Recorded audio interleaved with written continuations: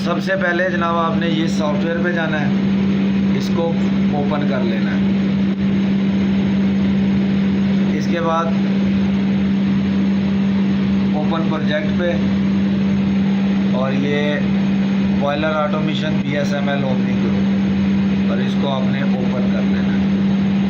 अब आपके पास main program खाली होगा, ठीक है। इसके लिए आपने इन निशानों पे क्लिक करना है। प्रोजेक्ट मैनेजर पे मेन पे जाएंगे तो यहाँ से शो होगा पासवर्ड प्रोटेक्टेड है। इसको आपने एक स्पेशल पासवर्ड देना है तो ये खुल जाएगा, ठीक है। अब जैसे ये खुल गया, मार गया मैं। अच्छा, अब ये खुल जाएगा। उसके बाद आपने जो भी चीज़, अब दूसरा प्रोग्राम खोल लेना है आपने। ये ब्लू वाला, दो बने होंगे, आपने ब्लू वाला खोलना है। ब्लू वाला ओपन हुआ, इसमें हमने प्रोग्राम खोल लेना है। इस पे भी एक स्पेशल पासवर्ड है, वो आपने देना है तो ये खुल जाएगा, ठीक है।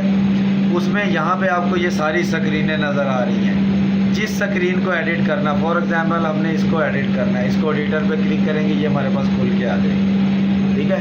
अब यहाँ से आपने देखना है कि आप कौन से टोटलाइज़र, या जो भी मैं मिसाल टोटलाइज़र की दे रहा हूँ कि यार ये टोटलाइज़र हमने चेक करना है। अब ये आप ही कर पाओगे, इंजीनियर पता ही करेगा। यहाँ पे क्लिक करना है, डबल क्लिक इसके ऊपर, और यहाँ पे आपने इस 3 डॉट पे क्लिक करना है। आपके पास वो आ जाएगा। यहाँ पे एक एड्रेस लिखा हुआ है, यहाँ ऊपर एड्रेस है, और ये लिखा हुआ है V1265। ये आपने देख लिया। अब वापस इसमें आ जाओ। यहाँ आके अपने कंप्यूटर से Ctrl+F ये प्रेस करना, दोनों को इकट्ठा। फाइंड पे जाके आपने लिख देना है B,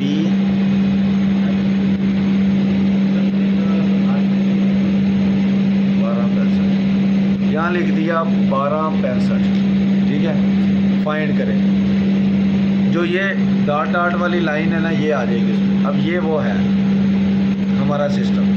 अब आपने इस सिस्टम को चेक करना है कि क्या चल रहा है, तो आपने सबसे पहले PLC पे जाना है। यहाँ जाके PLC ऑनलाइन पे क्लिक करना है। TCP/IP पे क्लिक करना है, क्योंकि हम प्रोटोकॉल जो हमारा है वो इथरनेट का है। उसके बाद ऑनलाइन क्लिक करना है। यहाँ पे एड्रेस लिखा आ गया, बस इसका काम इतना ही है, क्रॉस कर देना है। फिर हमने जाना है डिबग में। डिबग में जाके रन सिमुलेटर नहीं करना, स्टार्ट मॉनिटर करना है। स्टार्ट मॉनिटर करेंगे तो उसकी वैल्यू ये देखें आप, जहाँ पे शो होगी ये आ रही है, ठीक है। अब इसको हमने 0 करना है, तो उसके लिए हम यहाँ पे राइट क्लिक करेंगे, फोर्स ऑन कर देंगे इसको, तो ये हमारा 0 हो जाएगा।